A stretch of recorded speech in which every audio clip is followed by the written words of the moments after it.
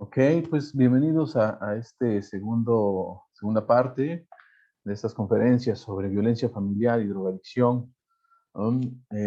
Vamos a analizar otras partes que están involucradas en esta dinámica, en esta relación entre drogadicción y violencia. Um, Vamos a continuar con esta parte de la violencia familiar. Hay una norma, que es la norma 046 de los servicios de salud, que se gestó en el 2005, que a final de cuentas viene siendo una modificación a la norma 190, que igual es del servicio de salud, que se estableció en 1999, ¿no? Ustedes lo pueden bajar en internet, ahí lo pueden analizar el texto, ¿no? Y viene ahí procedimientos muy bien establecidos, vienen algunas definiciones un poco más complejas, y pueden ampliar lo que estamos viendo acá, ¿no? En ese sentido, nada más vamos a analizar en la definición de violencia familiar que nos da la norma mexicana, ¿no? Esta norma dice, la violencia familiar es el acto u omisión único o repetitivo cometido por un miembro de la familia en contra de otro u otros integrantes de la misma, sin importar si la relación se da por parentesco consanguíneo, de afinidad o civil mediante matrimonio, concubinato u otras relaciones de hecho, independientemente del espacio físico donde ocurra.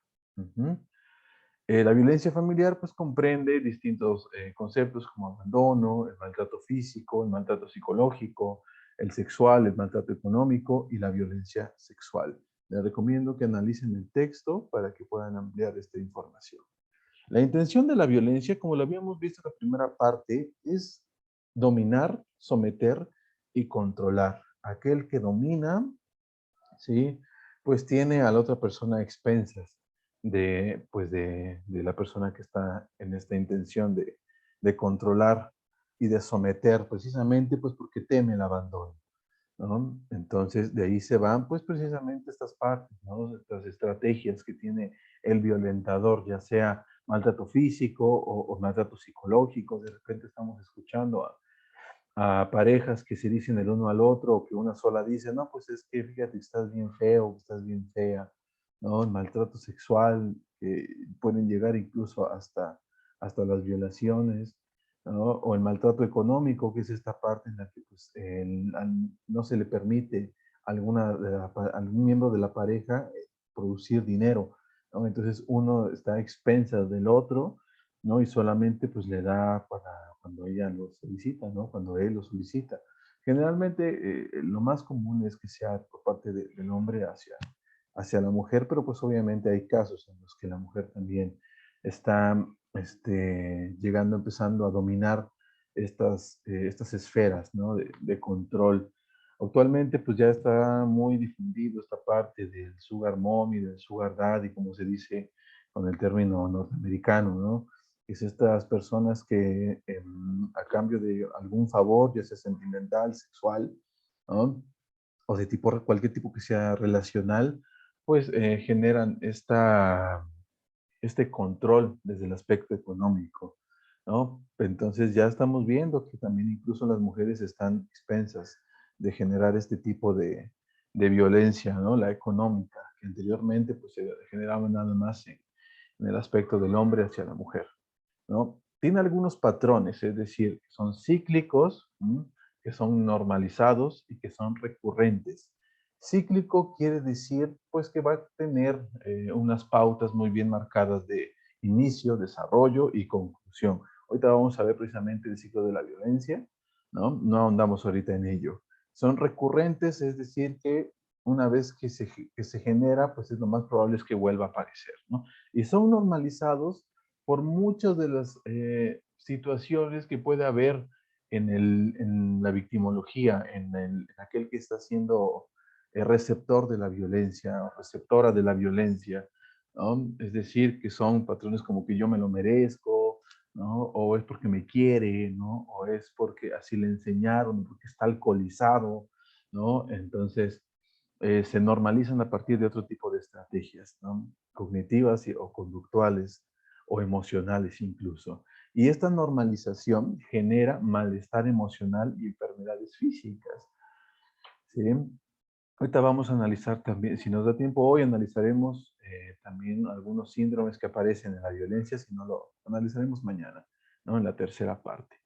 En estos malestares emocionales, pues está la ansiedad, está la depresión, ¿no? Problemas, pues, eh, de tipo psíquicos, ¿no? De tipo, incluso que puede llegar hasta los trastornos. Y enfermedades físicas, pues, puede haber un montón, ¿no?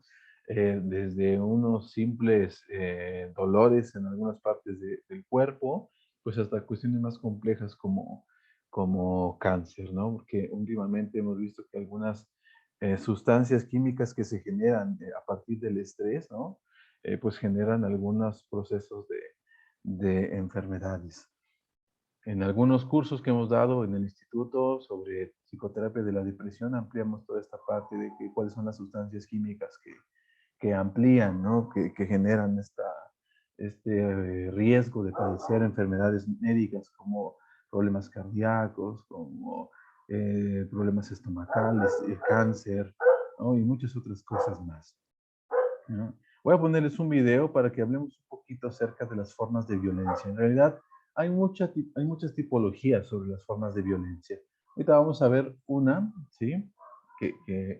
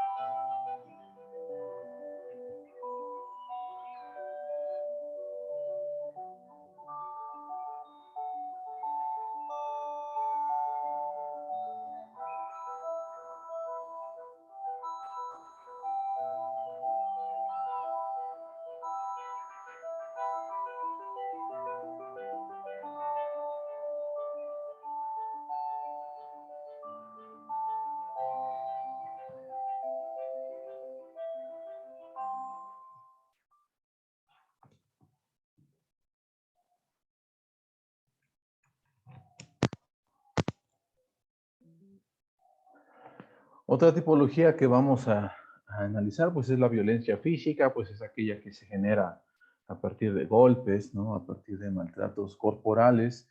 La violencia psicológica, que es un poco más compleja y que muchas veces no tomamos en cuenta, ¿no?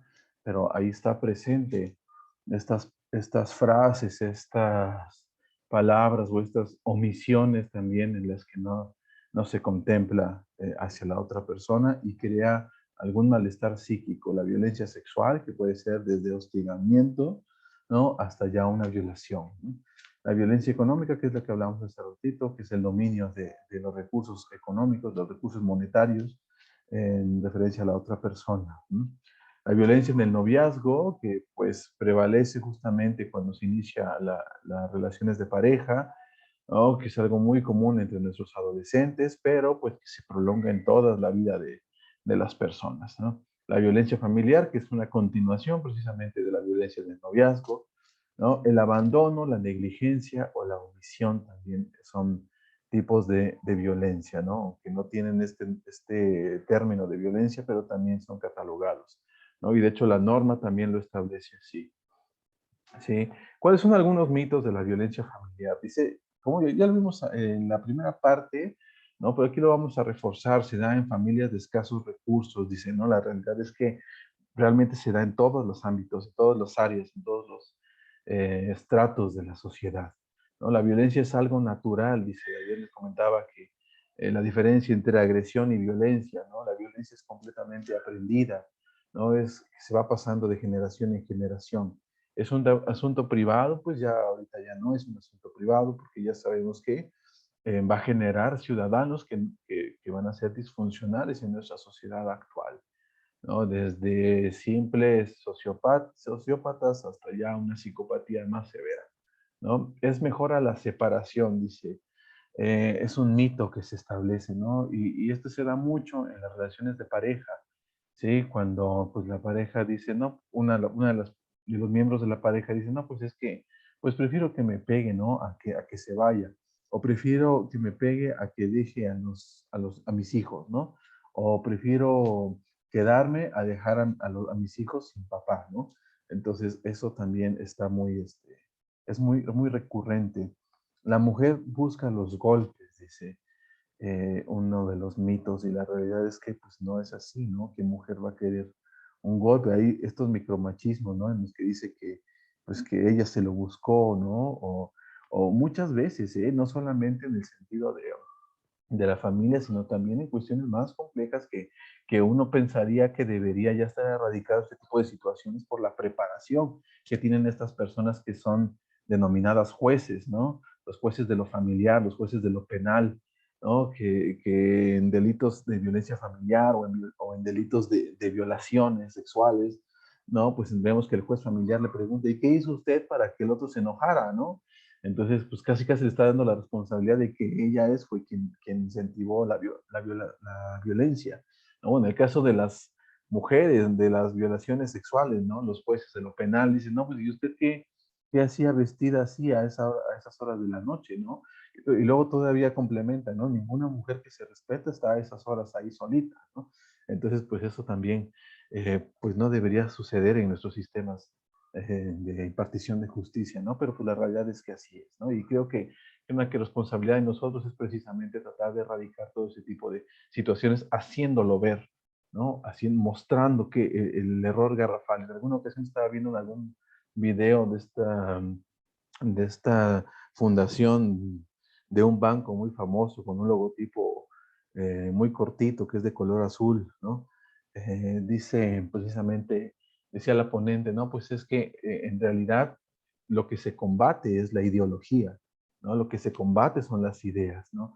No a la persona. Cuando estamos escuchando, cuando estamos conversando con alguien, ¿no? Y escuchamos una idea que es de este tipo, ¿no? Pues hacérsela ver, ¿no? Hacérsela ver y decírsela, oye, creo que es un error de lógica lo que estás proponiendo, ¿no? Entonces se combate precisamente a la ideología, más no a la persona, ¿no? Y es una de las técnicas también o de los principios de la negociación, que en realidad eso, todos nosotros, todos como miembros de la rama psicológica, de la orientación psicológica, de la psicoterapia, incluso de la terapia, ¿no? Pues deberíamos tener formación en esta parte de las estrategias de negociación, ¿no? Cuando estamos trabajando sobre precisamente violencia familiar, porque una de las pautas que muy arraigadas es que la única forma de resolución de conflictos por parte del miembro que ejerce violencia, pues es precisamente ejerciendo violencia, ¿no? Entonces, cuando estamos orientando a los consultantes con esos problemas, pues lo recomendable es también mostrarles otro tipo de resolución de conflictos y lo más rápido y lo más accesible, pues es la negociación, ¿no? Actualmente en el derecho, fíjense que ya hay algo que se llama los mecanismos alternos de solución de controversias. Anteriormente, los juzgados en los procesos penales estaban los dos abogados ahí combatiendo el uno con el otro, las dos partes ahí combatiendo, ¿no? Pero alrededor de estos últimos años, el derecho ha optado mucho por generar este tipo de estrategias de soluciones alternas de controversia, ¿no? Y se los digo a ustedes porque muchas veces, tal vez algunos de ustedes atienden personas que están precisamente en procesos de alguna demanda. ¿Sí? Entonces, lo que yo les quiero comentar precisamente que existen estos mecanismos alternos de solución de controversias, ¿no? Y muchas veces el abogado con tal de ganar, con tal de pelear, con tal de sacar dinero, ¿no? Pues están combatiendo uno con el otro. Y aquí entra un proceso que se llama revictimización, ¿sí? Un proceso penal realmente es muy cansado, ¿sí? Es muy desgastante, tanto en sentido físico, psicológico, como económico, ¿no? Entonces, y está en riesgo de generar estos procesos de revictimización. Entonces, cuando ocupamos estos mecanismos alternos de solución de controversias, lo que hacemos es tratar de llegar a un acuerdo, negociar entre las dos partes, ¿no? Esta idea, aunque hay un principio del derecho en el que se dice que hay ciertos delitos que, aunque perdone la víctima, no se disuelven, pues, sino que se continúa, ¿no? Por una cuestión de un principio ¿cómo llamarlo? Pues del orden social, ¿no? Sin embargo, en los casos en los que sí pueden negociarse, pues ocupar estos mecanismos alternos para evitar también pues, la revictimización de las mujeres, ¿no? Entonces, también ayudarles también a desarrollar estas estrategias de negociación, ¿no? A informarles adecuadamente. Ustedes como psicólogos deberían también estar enfocados o también estar un poco involucrados en esta parte de cómo es que se lleva a cabo un proceso, ¿no? Si es que acompañan a personas que están dentro de este tipo de situaciones, ¿no? Y al final de cuentas creo que no estaría de más comprenderlo, ¿no? El castigo es importante para la educación de los hijos, dice otro mito de la violencia. Entonces el padre dice, no, pues yo le tengo que pegar todos los días para que entienda cómo es la vida, dice, ¿no? Eso es algo muy importante porque eso lo he escuchado muchas veces. Así es la vida, dice, ¿no? Y la vida te va a dar golpes y golpes, ¿no? Aquí hay una diferencia muy grande entre mostrarle al hijo o a la hija cómo es la vida y entre depositarle todas nuestras frustraciones a él, ¿no? Creo que cuando estamos educando a nuestros hijos, sí es importante mostrarles que en la dinámica social hay consecuencias de actos, ¿no? Pero hay una gran diferencia entre eso y en aprovechar su error, ¿sí? Para descargar todo eso que a nosotros nos han inculcado, ¿no? Todo ese odio que se nos generó tal vez con un proceso educativo bastante violento, ¿no? Entonces, una cosa es enseñarle al hijo cómo se desarrolla la vida, cómo es el castigo en el ambiente social y otra forma es aprovecharse de esas situaciones para descargar todo aquello que tenemos allá en nuestra espalda, ¿no? Y creo que con esa segunda opción, el descargar, ¿no? Todo lo que tenemos en la espalda, creo que se está cometiendo algo contrario a lo que se busca, ¿no? Creo que le estamos diciendo al hijo, a su estructura psíquica, le estamos diciendo, mira, tú podrías ser un basurero en el cual cualquier persona allá afuera podría descargar lo que trae allá adentro, ¿no? Entonces le estamos dando para que allá afuera en el mundo se desarrolle de la misma manera, ¿sí? Entonces, con los golpes, pues creo que no estamos cometiendo lo contrario a lo que precisamente estamos tratando de incentivar, ¿no? Y recordemos que no hay ya actualmente, ya hay muchos mecanismos de enseñanza, ¿no? Ya hay muchos mecanismos, pues precisamente de castigo, ¿no? Que es un castigo pues más tranquilo, más relajado, ¿no? La crianza positiva, ¿no? Que ya tiene bastantes estrategias para ese tipo de situaciones. En nuestra página de YouTube tenemos una conferencia, ¿no? De la psicóloga Liz Gopar, ¿no? Ella nos habla acerca, pues, de la crianza positiva, entonces pueden echarse un clavado allá a nuestra página de YouTube para que puedan analizarla, ¿no? También otro mito es que se pega o bien se viola porque se provoque, que es lo que precisamente les comentaba de los jueces, ¿no? Que tienen esta idea un tanto ilógica. Dice una frase de los centros de integración juvenil: la violencia familiar es un reflejo de la violencia estructural que se traduce en las relaciones simétricas entre la persona. Recordemos que hay dos posibles tipos de relaciones, que esto lo ha manejado muy bien la terapia sistémica, ¿no? Las relaciones complementarias y las relaciones simétricas. Las relaciones complementarias son precisamente estas relaciones de complementariedad, por ejemplo, en el aspecto em, pues, de los animales, ¿no? Está el zorro y pues está el conejo, ¿no? Esa es una relación complementaria porque uno necesariamente va a tener que devorar al otro, ¿no? En cuanto a las relaciones simétricas, ¿no? Aquí habla de relaciones asimétricas, también son llamadas como relaciones complementarias, ¿no? Y las relaciones simétricas son precisamente las que tienen las dos partes la equivalencia, ¿sí? Las dos partes tienen la misma valencia en todos los sentidos. Ejemplo de ello, por ejemplo, nos remitimos al texto de Lynn Hoffman, ¿no? Y decimos, no, pues las potencias del eje, ¿no? Entre Estados Unidos e Inglaterra, pues son relaciones simétricas, ¿no? Porque pues tienen casi la misma capacidad de poderío armamentista, ¿no? Y pues con un conflicto bélico entre ambas partes, pues solamente terminaría en un conflicto mucho mayor y en una bomba atómica, ¿no? Entonces, esas son relaciones simétricas. Y las relaciones complementarias, pues son aquellas que uno tiene que estar precisamente arriba del otro, ¿no? En todas las dinámicas sociales hay este tipo de relaciones, desde el aspecto biológico hasta las cuestiones, como les comentaba, ¿no? Hasta las macros, ¿no? Como de nación entre nación y nación, ¿no? Entonces, en una relación en la que las personas, en las que hay violencia familiar, pues precisamente es porque hay dentro una relación asimétrica o complementaria, o al menos es lo que se busca con ello, es lo que busca el violentador con este tipo de conductas violentas. Lo que tratamos de hacer en psicoterapia, lo que tratamos de hacer en los programas sociales es precisamente empoderar, y eso es empoderar realmente, ¿no? Muchas veces entendemos mal este concepto del empoderamiento femenino, del empoderamiento de la mujer, como una cuestión de que tiene que estar arriba del hombre, ¿no? De que tiene que aprender a pelear para poder pelearse con aquel o cualquier hombre que se le ponga enfrente. Y la realidad es que no, sino que tratamos precisamente de que esa relación asimétrica pues desaparezca y poco a poco la mujer pueda ir subiendo de grado hasta estar en una relación simétrica en la que hay cooperación, en la que hay acuerdos, en la que hay negociaciones dentro del ámbito familiar. No es tanto de que uno tiene que volver hacia arriba, porque entonces estamos volviendo a caer en la misma violencia, ¿sí?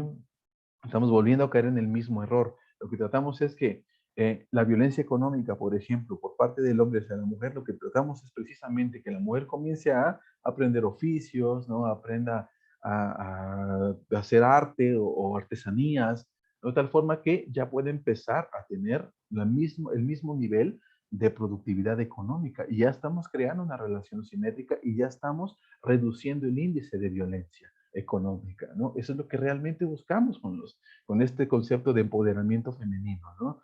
Con estos programas para poder desarrollar ideas o estrategias en las mujeres que son víctimas de violencia, ¿no? O que fueron víctimas de violencia, ¿no? Vamos a hablar acerca del ciclo, de su ciclo de la violencia, ¿no? Hay una fase que es de tensión. Esta fase de tensión, pues precisamente hay un evento estresor, hay un evento que está ahí latente, por ejemplo, unos celos, ¿no? Y entonces una chica pues empieza a vestirse con un escote alto, ¿no? Un escote pues provocador, se podría decir, ¿no? Y entonces el otro dice, oye, pues ¿qué te pasa, no? ¿Por qué sales de esa forma, no? Vamos a ir con mis amigos y pues no me gustaría que te estuvieran viendo, ¿no? Entonces pasivamente ahí va, ¿no? Y de repente va empezando esa fase de tensión, va empezando a subir, ¿no? A partir de la incomodidad también de la chica, ¿no? Porque se siente incómoda de que le esté ahí regulando lo que tiene que vestir y lo que no tiene que vestir, ¿no? Entonces esa fase de incomodidad y esa fase de tensión pues empiezan a aumentar, ¿no? Y de repente, pues ya no solamente es la cuestión del vestido, sino ya es desde hecho de salir de la casa, ¿no? Entonces empieza poco a poco a subir hasta que hay una fase de explosión, ¿no? En donde ya hay situaciones más complejas como agresiones verbales, golpes, ¿no? Violaciones, ¿sí? Tengo un comentario, ¿no? A ver, María Guadalupe Domínguez, dígame usted su pregunta. Ah, sus diapositivas, tal vez sí las compartamos. Vamos a ver, yo creo que sí. Ah, ok, entonces en esta fase de explosión, pues ya están las agresiones, ¿no? La violencia, ¿no? Entonces, pero después viene una fase de reconciliación, es cuando ya vemos al típico hombre, ¿no? Que dice, ay, perdóname, discúlpame, ¿no? Y ya ese típico, cliché de las rosas, ¿no? O del oso, ¿no? Entonces ya se lo lleva a su pareja, a su esposa, a su novia, ¿no? Y le dice, no, pues perdóname, no sé qué es lo que estaba yo haciendo, ¿no? Creo que estaba yo, es que me estresé mucho, y dice, no, es que tengo mucho trabajo, ¿no? Y pues, pues perdí el control, ¿no? O por el contrario, aprovechando la sustancia alcohólica, ¿no? O la droga, ¿no? Perdóname, es que estaba yo alcoholizado, o estaba yo o drogado, ¿no? Te prometo que ahora sí ya voy a cambiar, te prometo que voy a ir a terapia, dice, ¿no? Es más, voy a hacer voy a agendar la sesión el día de hoy mismo, dice, ¿no? Y la agendan con la psicoterapeuta, ¿no? O el terapeuta, ¿no? Y ya, ¿no? Está esa fase de reconciliación, pero pues la cuestión es cíclica, ¿sí? Otra vez en el momento en que se va a volver a incrementar la tensión, porque un principio de la violencia, del núcleo familiar, es que la violencia no se rompe porque uno quiere. ¿Mm? Eso es algo que hay que entender muy bien, ¿sí? Aunque diga la otra persona que va a cambiar y que haga todo lo posible y tiene sesión con uno y un montón de terapeutas, no va a cambiar, no se va a romper ese ciclo, ¿sí? Sí, porque están en una espiral ahí en el que va incrementando y se va disminuyendo, sino que necesariamente tiene que haber un elemento ahí que se inserte, sí, para poder romper ese ciclo, ¿no? Y de aquí la importancia de estos programas, ¿no? De información, ¿no? Para que realmente la mujer, o en los casos más fortuitos, ¿no? El hombre que está sufriendo violencia, ¿no? Pues busque apoyo profesional, ¿no? Ya en México hay instituciones que se encargan de eso. Aquí en Oaxaca, por ejemplo, tenemos la Secretaría de la Mujer, que precisamente busca ese tipo de atenciones y tiene sus mecanismos. Creo que a nivel nacional está el PAIMEF, ¿no? Creo que apoya a este tipo de situaciones, ¿no? También los centros de CIJ, de Centros de Integración Juvenil, también tienen mecanismos. Eso sí, seguro está a nivel nacional, ¿no? PAIMEF creo que no sé si es a nivel nacional, pero aquí en mi estado está esa secretaría.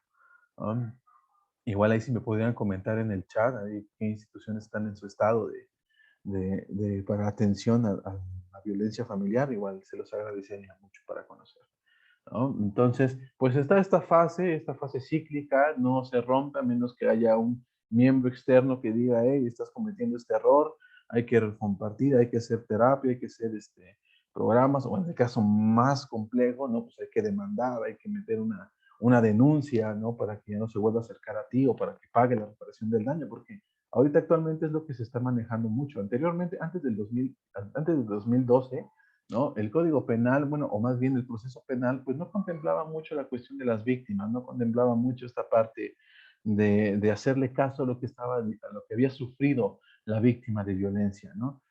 Pero ya después, a partir de las reformas en el proceso, en el que se cambió de un proceso de corte inquisitivo mixto a uno de corte acusatorio adversarial y de corte oral, ¿no? Ya se está tomando en cuenta qué es lo que dice la víctima, ¿no? Y ya hay una mayor atención precisamente sobre la reparación del daño, ¿no? Entonces, pues puede haber reparación del daño desde tipo psicológico, ¿no? Desde tipo económico, ¿no? Entonces, eso también hay que contemplarlo actualmente, que ya esta parte del ciclo de violencia se puede interrumpir con estos procesos, ¿no? Legales, en donde ya se busca una reparación del daño, ¿no?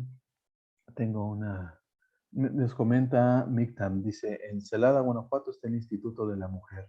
¿Va? Sí, ok, muchas gracias. ¿No? Ok. Para romper el ciclo, dice, ¿qué podemos hacer nosotros como psicólogos para romper el ciclo? En primer momento, que al igual que la cuestión con la drogadicción, hablar precisamente que la comunicación es fundamental, ¿sí? Y que en la negociación es un proceso importante en las pautas para romper el ciclo de la violencia.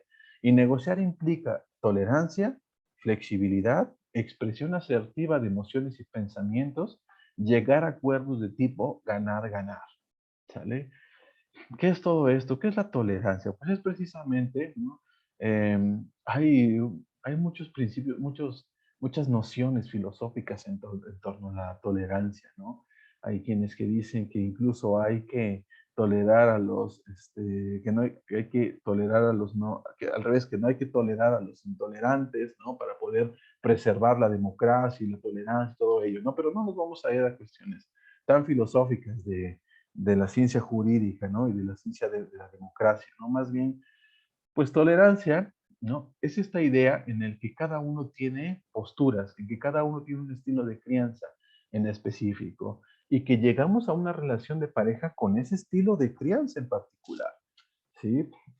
Sin embargo, el hecho de que el hombre tenga un estilo de crianza muy violento, ¿sí? No quiere decir que debamos aceptarlo, ¿sí? Ahí está el principio que les comentaba de no tolerar a los intolerantes, ¿no? Este sujeto, ¿no? Pues que ya tenía un proceso de crecimiento un poco complicado a partir de su estilo de crianza, pues hay que enseñarle, hay que reeducarle, ¿no? Hay que volverle a restablecerle el chip y complementarle pensamientos, ¿no? La flexibilidad que hay que enseñarle a este tipo de violentadores que hay pautas por las cuales no podemos transgredir, pero que podemos crear otro tipo de respuestas. Es decir, la violencia no es siempre el único mecanismo, ¿no? Sino que puede haber otros, como el tomar acuerdos, como el hecho de llegar y permitir otro tipo de situaciones, por ejemplo, en el caso de las parejas en las que una parte está trabajando y la otra no, ¿no? Y que de repente estamos ahí con esos conflictos económicos. Entonces le decimos a los consultantes, bueno, ¿y cómo van en esa cuestión económica, no? No, pues es que yo me estreso mucho, dice el esposo, ¿no? Y creo que eso también me hace estar muy estresado. Bueno, pues, ¿qué le parece si a partir de este momento, pues empiezan ustedes a empezar a tomar acuerdos y ver de qué manera ambas partes pueden llegar a una nueva actividad que les genere retribución, ¿no? Entonces también, desde el aspecto psicológico, también podemos echar mano de la cuestión de la terapia ocupacional, ¿no? Entonces, empezar a aprender otro tipo de cosas, ¿no? Investigar algunos talleres, conocer nosotros mismos de algunas actividades que se estén presentando en algunas instituciones, recomendar y empezar con ese tipo de procesos. Como les comentaba en la primera parte, ¿no? Precisamente con esta parte de la liberación femenina, con esta parte de que la mujer también crezca, que se desarrolle, también el hombre gana, ¿no? Gana el hecho de que ya no está tanta la responsabilidad en él, ya la responsabilidad puede ser compartida. Y no solamente del sentido monetario, sino también de los pequeños, de los hijos, ¿no? Porque cuántas veces no hemos notado que a la mujer se le carga toda la crianza de los hijos, ¿no? Entonces también los hombres podemos llegar a ganar este hecho de compartir tiempo con ellos. Porque realmente les digo que cuando uno comparte tiempo con sus hijos, se nutre el alma. De verdad que sí, ¿no? Y eso hay que comentarlo también a nuestros consultantes, ¿no? Cuando compartimos tiempo con nuestros hijos, se nutre nuestra alma, se vuelve más sensible, se vuelve más tolerante y más empática, ¿no? Y eso también ganamos, porque desde el aspecto cultural, ¿cuántas veces no hemos escuchado que la expresión de, la emoción, de las emociones en el hombre no es reprimida? ¿Sí? Y eso también hay que enseñarle, la expresión asertiva de emociones y de pensamientos. El hombre se reprime ahí todo lo que trae, todo el enojo, toda la ira, hasta que no encuentra más y la desborda, ¿no? Sí, entonces también hay que enseñarle cómo expresar emociones y decir, no, pues cuéntame ahorita cómo estás, cómo te sientes hasta que estás escuchando todo este tipo de situaciones, ¿no? Y decirle, no, pues me siento, hacerle unas sugerencias, no, pues me siento como enojado, como frustrado, ok, ¿qué podrías hacer para poder empezar a regular ese tipo de emociones? ¿Qué actividades te gustan? No, pues me gusta el béisbol, ok, ¿qué te parece si cuando empieza este proceso de empezar a estresarte, ¿por qué no agarras a tus pequeños y vas al campo, ¿no? Te llevas una pelota de béisbol, tu bate, y empiezan a jugar. Y así, al nivel de que estamos ya empezando a regular emociones, estamos ocupando también la estrategia del tiempo para pasar a procesos relacionales con los hijos, ¿no? Con los pequeños. Entonces, para romper todo este tipo de ciclos, pues realmente es una estrategia bastante compleja. No es el hecho de que, no, pues meten una demanda y con eso se acabó todo. No, no, la cuestión es más que nada enseñarles al proceso por una cuestión social, ¿sí? Por una cuestión, pues, de salud social, ¿no? Porque, pues sí, mete una demanda, la mujer, pues hasta ahí se quedó, pues el violentador ya no vuelve a tener este proceso y si lo hace porque los mecanismos de justicia exigen en los hombres violentadores un proceso de educación, pero muchas veces, ¿cuántos no hemos escuchado, ¿no? Que pues estas capacitaciones están hechas por burócratas que no les importa realmente si la persona resuelve esos conflictos internos que trae ahí. Entonces también hay que tratar de buscar este tipo de estrategias para que realmente haya una solución a este problema y no solamente desde el aspecto de la familia o de la pareja, sino a nivel social. Llegar a acuerdos de tipo ganar, ganar, porque recordemos que la intención de, pues de la violencia es el sometimiento, ¿no? Que solamente una de las partes gane. Entonces, lo que vamos a empezar a hacer es precisamente que enseñarle a ganar a la parte que está siendo violentada, ¿sí? Y tratar de hacer que regule sus emociones a aquel que está siendo violentador o violentadora, ¿sí? Para poder así generar otro tipo de procesos, ¿no? Nos comenta María de la Luz, en Chihuahua está el Sejum y Cabin, atiende violencia a toda la familia. Ok, va. Muchas gracias, ¿no? Ok, entonces, como ciudadanos, pues es nuestra responsabilidad denunciar y conocer mecanismos de prevención e intervención en casos de violencia familiar. Esa norma que yo les comenté al principio, sí, yo les recomiendo de verdad que le echen una buena leída porque precisamente habla de los mecanismos por los cuales podemos intervenir ¿Sale? La norma 190, aunque ya la actualización de la norma 046 del 2005. Factores asociados a la violencia. ¿Qué hay alrededor de ella? ¿No? Primero, factores individuales. Pues hay abuso sexual, físico, hay una baja autoestima, ¿no? Hay un posible consumo de drogas, ¿sí?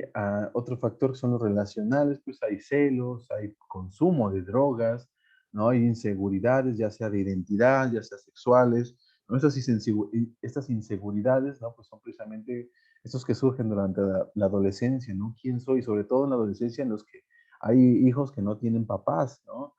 Porque si bien, pues la figura del padre, pues hay cuestiones sociales, ideológicas muy marcadas, ¿no? Yo les voy a hablar del aspecto psíquico, ¿no?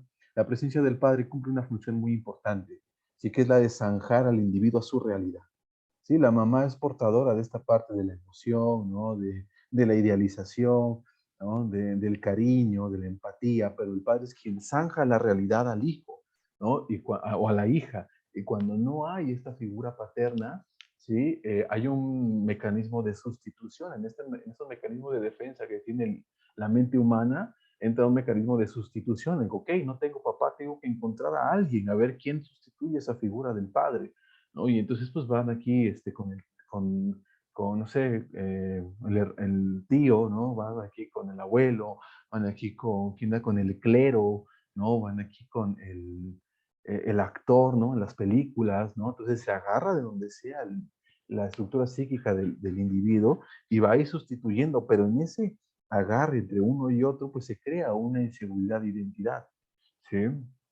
Entonces, pues va se gestando y en la adolescencia pues se vuelve un conflicto. Entonces dice el adolescente, pues ¿quién soy, no? Y en esa crisis de identidad, pues haya a un grupo de personas que están involucradas en cuestiones delincuenciales que como bien saben ustedes, ¿no? Pues estas organizaciones pues acogen al individuo, le dan identidad, le dan cariño, le dan familia, ¿no? Y pues van eh, gestando este tipo ya van eliminando la crisis, pero a final de cuentas lo van identificando con procesos delincuenciales, ¿no?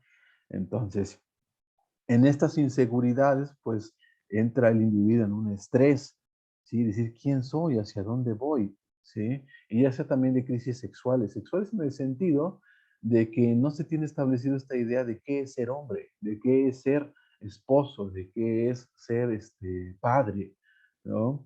Entonces, la sociedad tiene unos roles ahí bien marcados de lo que es ser la figura masculina, ¿eh? Los tiene bien marcados. Y si no hay una seguridad a partir de la identidad que se forjó en la familia, pues el individuo va a tomar de lo que hay en la sociedad, ¿no? Y va a haber películas como esta de narcotraficantes, va a haber películas estas de qué, de Batman, ¿no? Todo ese tipo de películas que, bueno, son buenas, pero al final de cuentas, quien tiene crisis de identidad, pues lo va a tomar como real y va a querer resolver todo a golpes, ¿no? Entonces, en realidad, yo les digo que nada de lo que hay en el mundo es malo, es bueno. ¿Sí? A final de cuentas, el mundo va depositando elementos neutros, pero a partir de nuestras carencias vamos absorbiendo y vamos reinterpretando de una forma errónea, porque a final de cuentas todos los estímulos del mundo son neutros. Nosotros les vamos dando una catexia ya sea positiva o negativa, ¿sí? Una catexia, un aspecto funcional o no funcional.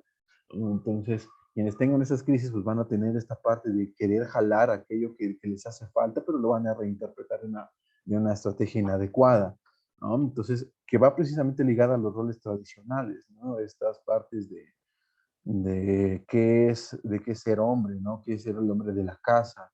¿No? Que se va gestando de generación en generación, las crisis de masculinidad, los trabajos sobre demandantes, que también es un aspecto muy importante, ¿no? En la gestación de violencia familiar, porque pues el estrés allá de estar combatiendo por el alimento, ¿no? De estar combatiendo por la economía, ¿no? Pues es importante y es tomado como un estresor que al llegar a casa es el primer lugar al que depositamos todo aquello que no podemos depositar en el trabajo precisamente porque nos corren, ¿no?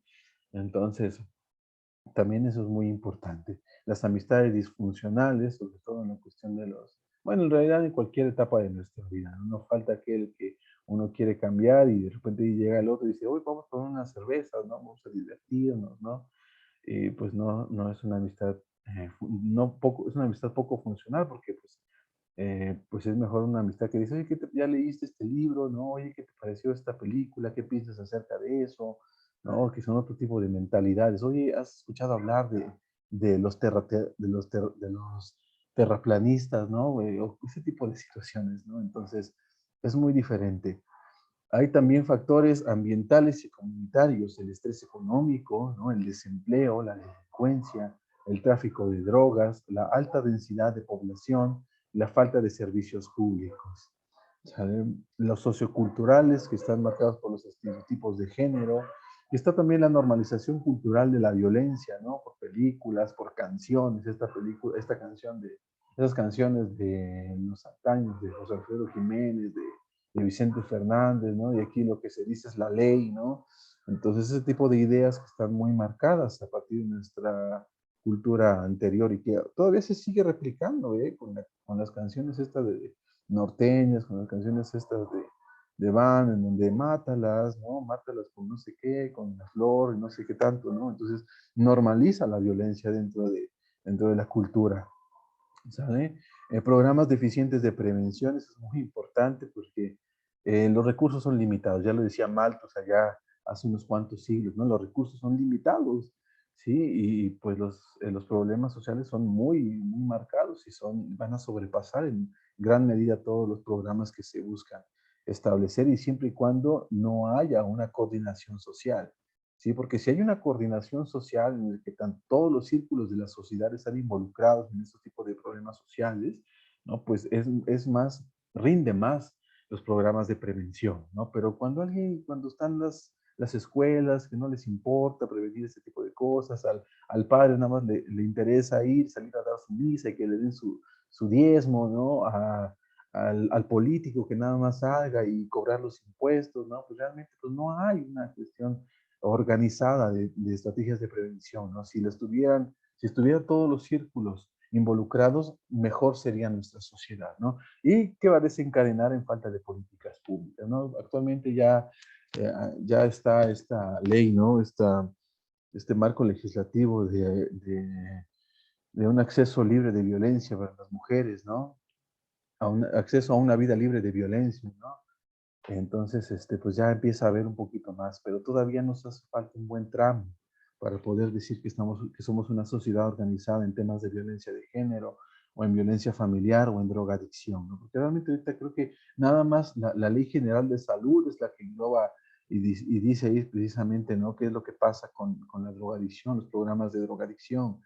¿No? Pero en realidad no hay más allá de todo eso, no hay investigaciones, y si las hay son de otros marcos referenciales, allá en Norteamérica con la NIDA, ¿no? Allá en España con el hombre Burgos, ¿no? Entonces, no hay un programa adecuado en el que se pueda fundar desde el aspecto gubernamental estrategias de prevención o de atención, ¿no? Entonces, nos corresponde, creo, la parte privada, ¿no? Estar sensibilizados a estos temas para poder crear otro tipo de mecanismos, ¿no? También hay factores emocionales como una autoestima disminuida, ¿no? Recordemos lo que decía Alfred Adler, ¿no? Acerca de este complejo de inferioridad que se vuelve el complejo de superioridad, ¿no? Pero al final de cuentas es una superioridad pues sustituida, es una superioridad compensada en un complejo de inferioridad que termina pues en problemas interaccionales más complejos, ¿no?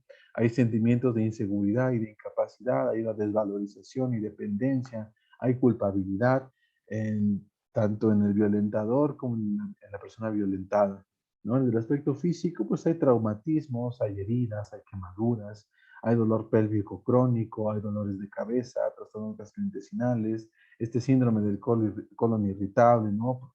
Obesidad.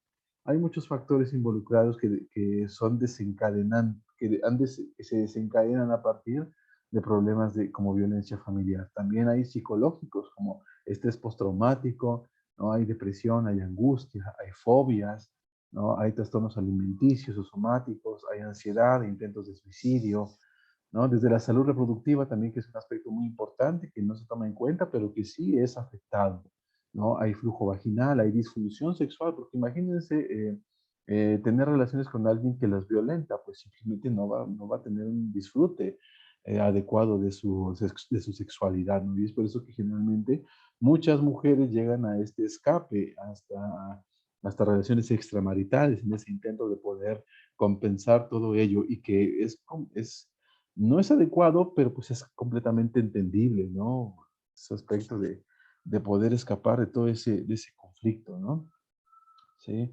Hay problemas premenstruales, hay enfermedades de transmisión sexual, porque aquellos que son violentados, perdón, que son violentadores, pues generalmente este cliché del macho, ¿no? Que tiene muchas mujeres, pues va y tiene relaciones con otras mujeres y que algunas de ellas pues no están tan bien cuidadas, se van y infectan a sus parejas, ¿no? ¿Cuántas veces no hemos visto en estas instituciones? Aquí en Oaxaca hay el Cuesida, ¿no? Que se encarga precisamente de las enfermedades de transmisión sexual y un incidente muy marcado es la relación entre enfermedades de transmisión sexual y la violencia familiar, ¿no? Hay embarazos no deseados, hay insatisfacción sexual y relaciones sexuales dolorosas o con múltiples parejas, que es lo que les comentaba de las relaciones extramaritales, ¿no? Que también es cuestión de los hombres también, ¿no? Hay abortos, ¿no? Hay muerte fetal, hay parto prematuro, hay muerte, hay lesiones fetales, ¿no? En algún momento escuché un caso en el que un hombre, pues en este igual, en esta parte de la masculinidad, sobre, sobremarcada, ¿no? Pues no quería tener una familia, ¿no? Pero pues quería tener a las mujeres. Entonces una de sus mujeres, ¿no? Entre comillas, pues, porque así lo refería, ¿no?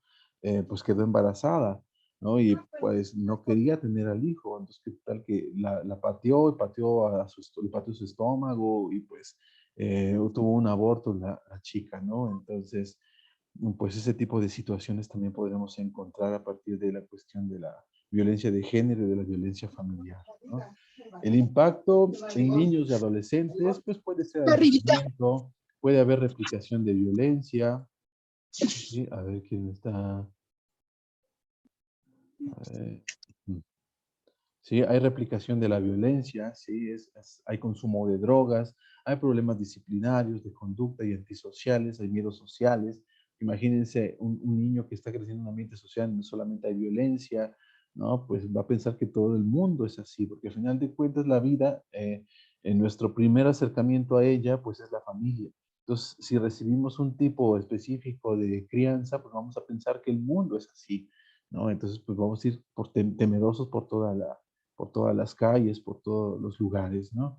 Acercamiento a grupos delincuenciales y al narcotráfico, que es lo que les comentaba, ¿no? Desde el aspecto académico, pues hay dificultades del aprendizaje, porque recordemos que hay estrés, hay adrenalina, y esa adrenalina ahí de exceso, pues no hace que se preste atención a lo que se está escuchando, a lo que se está viendo. Entonces, obviamente va a haber problemas de aprendizaje, bajo rendimiento y va a haber deserción escolar, que va a contribuir a restablecer el ciclo, ¿no? De violencia, ¿sale? Porque una deserción escolar pues equivale a una poca educación, ¿no? A pocos mecanismos de resolución de conflictos, y eso va a desencadenar pues que únicamente tome lo que tiene a la mano y eso es violencia y va a volver a desencadenar ese tipo de procesos. Aunque recuerden, la cuestión socioeconómica no es em, no está directamente proporcional a la violencia, sino que realmente puede estar en todos los estratos sociales.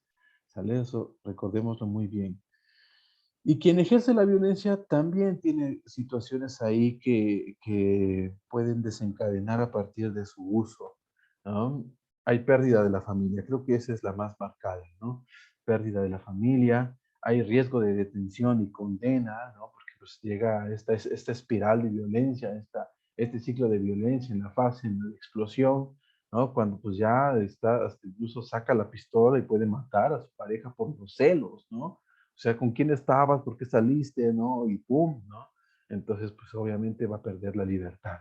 Sale ahí incapacidad de una vida gratificante, aunque sea desde los primeros niveles, los primeros estados de violencia, desde ahí hay una merma en la calidad de vida del violentador o de la violentadora, ¿no? Hay sentimientos de fracaso, hay frustración, hay resentimiento, ansiedad, depresión y, por supuesto, drogadicción, ¿no? Todo esto pues puede suceder en estos procesos, en estos ciclos de violencia, ¿no? Entonces, hasta aquí vamos a dejar esta segunda parte, ¿no? Mañana analizaremos otro tipo de situaciones involucradas, ¿sale? Y aquí voy a parar la grabación.